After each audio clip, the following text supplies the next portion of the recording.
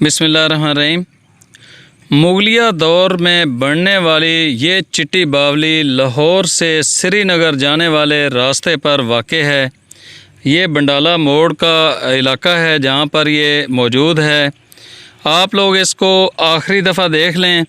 इसके बाद उम्मीद है कि महकमा आसार कदीमा या जो इसके मुतलका महकमा जात हैं वो इसका काम बिल्कुल नहीं करवाएंगे और ये गिर जाएगी।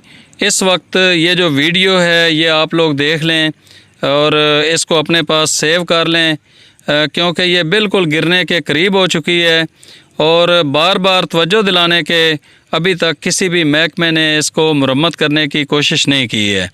तो मेरी हुकाम बाला से गुजारिश है कि समानी के अंदर पहले ही चंद तारीख़ी इमारत हैं, उसमें से एक ये चिट्टी बावली है जो कि बंडाला मोड़ पर वाक़े है और ये बिल्कुल गिरने के करीब है।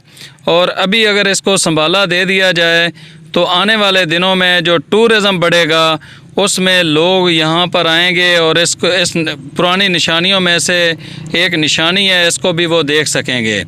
तो तमाम दोस्तों से गुजारिश है इस वीडियो को शेयर करें ताकि जो महकमे सोए हुए हैं शायद कि वो जाग जाएं और उस हमारी इस शेयरिंग की वजह से हो सकता है इस चिट्टी बावली जो ये बावली है इसकी बिल्डिंग को बचा लिया जाए।